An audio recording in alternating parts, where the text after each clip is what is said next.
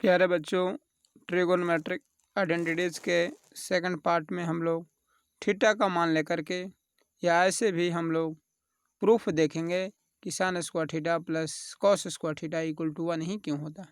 जैसे प्यारे बच्चों देखते हैं हम लोग थीटा का मान लेकर के सबसे पहले eight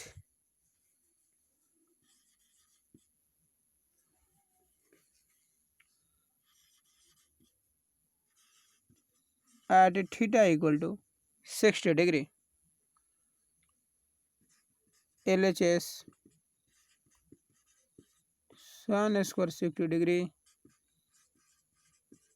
plus cos square 60 degree √3/2 का होल स्क्वायर।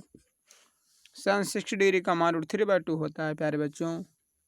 कॉस 60 डिग्री का मान 1/2 होता है। स्क्वायर है तो स्क्वायर कर दे रहे हैं। √3 का स्क्वायर 3, 2 का स्क्वायर 4 हो जाएगा, 1 का स्क्वायर 1, 2 का स्क्वायर 4 हो जाएगा। प्यारे बच्चों एलसीएम 4 ले लेंगे। 3 + 1 4/4, 4 से 4 कटेगा 1 आ जाएगा, जो कि RHS के बराबर है।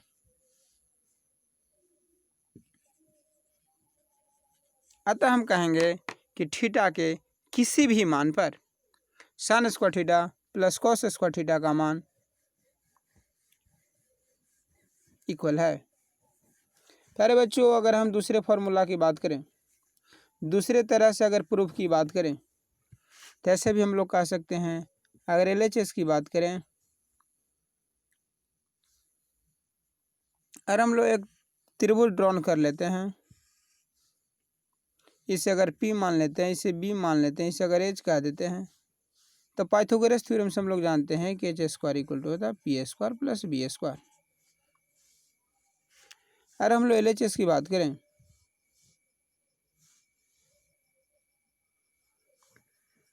अगर हम लोग LHS की बात करें sine square theta plus cos square theta sine theta equal to होता है P/H का होल स्क्वायर प्लस B/H का होल स्क्वायर। प्यारे बच्चों P² प्लस B²/H² होगा, H²/H², H से H² कट जाएगा, यहाँ भी बना गया।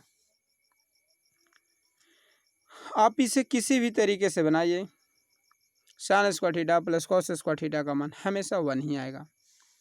अगर हम दूसरे तरीका की बात करें, अगर हम दूसरे आइडेंटिटीज़ की बात करें जो इसके वैल्यू को सेटिस्फाई करते हैं कि नहीं करते हैं, जैसे अगर हम सुविधा के तौर पर सेकंड आइडेंटिटीज़ के बारे में प्रूफ करते हैं। जैसे अगर सेकंड आइडेंटिटीज़ के बारे में बात करेंगे तो sec square theta minus tan square theta equal to 1 हो जाएगा। अगर हम एक छोटा सा त्रिभुज ले लेते हैं, इसे P, इसे B, इसे H मान लेते हैं, तो सेक थीटा इक्वल टू हो जाएगा H/B का होल स्क्वायर।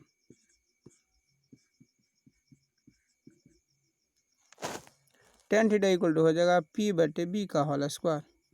प्यारे बच्चों H²/B² minus P²/B², H² - P² का मान हो जाएगा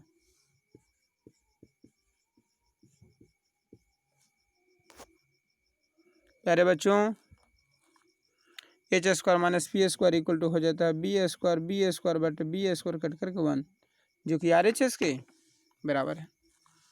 दूसरे फॉर्मूले की अगर प्रूफ की बात करें,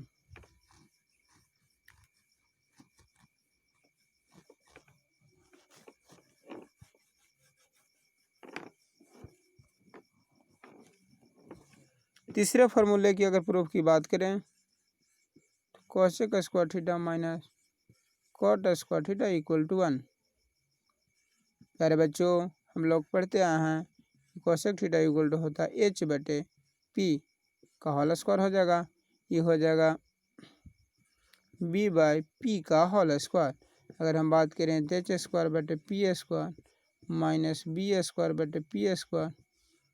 हो जाएगा P² से P² कटेगा 1, जो कि RHS के।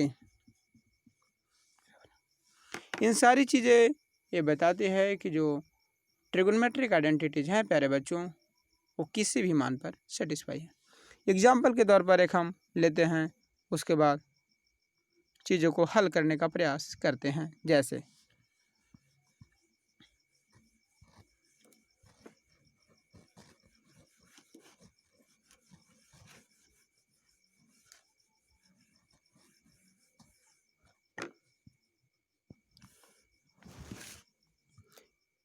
प्यारे बच्चों, यदि 3 sin square theta plus 3 cos square theta का मान निकालना है, 3 अगर कॉमन लेते हैं, sin square theta plus cos square theta का जानते हैं 3 गुने 1 इक्वल टू 3। हम इस फॉर्मूला की सहायता से आराम से वैल्यू निकाल सकते हैं प्यारे बच्चों। अगर हम इसी पर दूसरी क्वेश्चन की बात करें, जो टफ टाइप के क्वेश्चन इस पर आते हैं, जैसे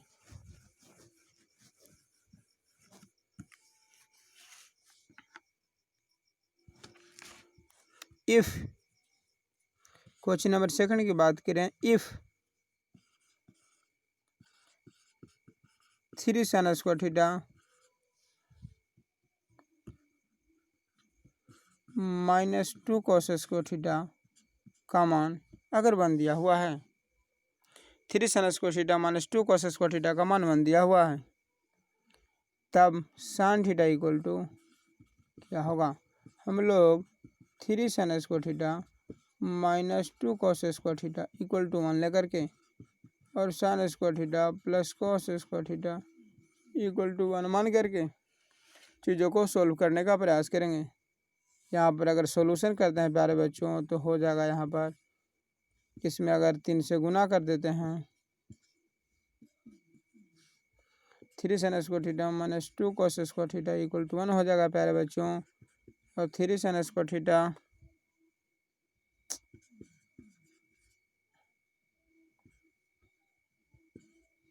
cos square theta equal to 3 हो जाएगा प्यारे बच्चों।